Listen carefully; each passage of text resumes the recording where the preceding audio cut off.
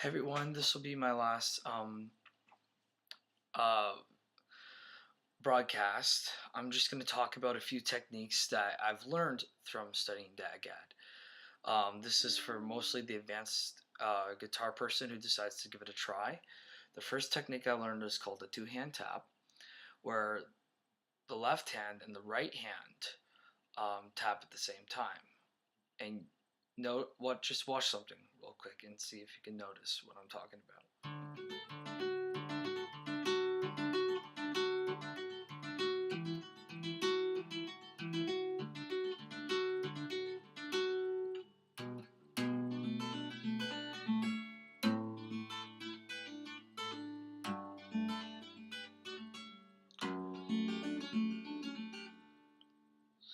Um, what I did there is for the first melody line there, I used my left hand to play bass notes and used the right hand to play melody, but then the right hand to play bass notes and the left hand to play melody. Another thing that, and you just practice that out in every which way you decide to do it. But the only way to get a good clean sound out of the right hand when it's in the melody, because it's kind of awkward to just do do full chords like.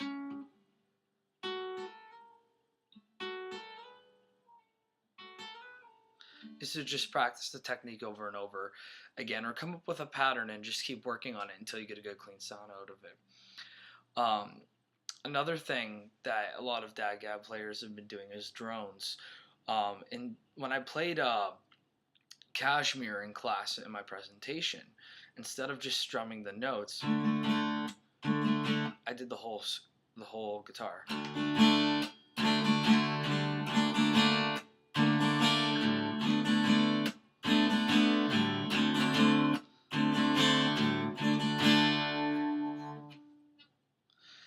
And it felt full. And that's kind of the point of DAGAD, is to feel full, sometimes have a drone, use the open tuning to your advantage. Like in DAGAD, harmonics on the 12th fret.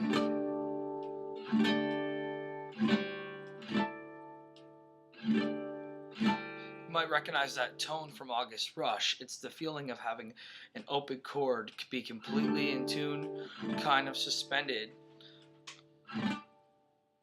and have this very airy, breath of fresh air sound that comes out of the instrument.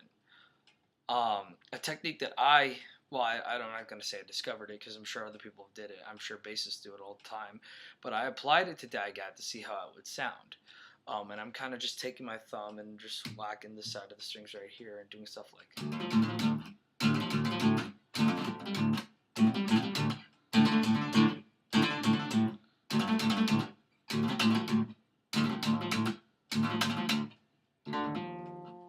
You could use your fingerstyle picking as well to pick out different melodies, as well as you could use your pick to create some cool stuff as well.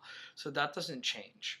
The only thing I'm not going to get into in this video is the acoustic percussive stuff yet, and I don't want to embarrass myself, but generally how it's done is you would play a chord or a note or anything, and you would hit, and then you would play something else.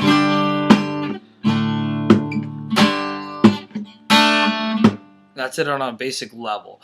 There's other places around the guitar you could hit. If you have long classical fingernails, there's scratch moves you can do, and wax. You could even whack your. I've seen techniques on YouTube where a player would go all the way up and whack his fingernail on there to get a giant click sound coming out of there.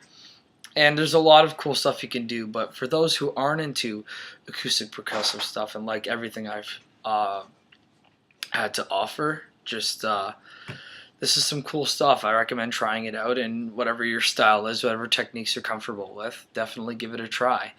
You have 3 strings that are from standard.